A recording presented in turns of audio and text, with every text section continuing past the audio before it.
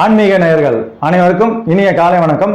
கடகராசி நேயர்களே, ராகு தசை நடைபெறும் பொழுது ராகு பகவான் எந்த விதமான பலன்களை உங்களுக்கு கொடுப்பார்? ராகு தசை மொத்தம் 18 வருடம். ராகு பகவான் விருச்சிக ராசியில் உச்ச நிலையும் ரிஷப ராசியில் நீச நிலையும் பெறுகின்றார்.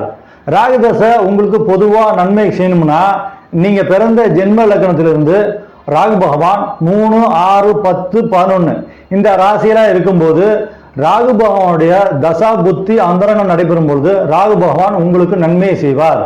மேலும் உங்களுக்கு ராகு பகவான் நன்மையை செய்யணும்னாக்கா ராகு பகவானுக்கு சுபகிரகம்னு சொல்லக்கூடிய குரு, புதன், சுக்கிரன், சந்திரன் இந்த கிரக சேர்க்கையை பெற்று ராகு பகவானுடைய தசா புத்தி அந்தரங்கம் நடைபெறும் போது உங்களுக்கு ராகு பகவான் உங்களுக்கு நன்மையை செய்வார். ராகு பகவானுக்கு நீங்க செய்ய வேண்டிய பரிகாரம் துர்க்கை அம்மன் வழிபாடு. செவ்வாய்க்கிழமையும் வெள்ளிக்கிழமையும் துர்க்கை அம்மனுக்கு விளக்கத்திட்டு வாங்க. மேலும் உங்களுடைய குலதெய்வம் என்னவோ குலதெய்வ வழிபாட்டையும் நீங்க முறைப்படி செஞ்சுட்டு வந்தீங்க. இதை மட்டும் நீங்க செஞ்சுட்டு வந்தீங்கன்னாக்கா ராகு பகவானுடைய தசா புத்தி அந்தரங்கம் நடைபெறும் பொழுது உங்களுக்கு ராகு பகவான் உங்களுக்கு நன்மையை செய்வார்.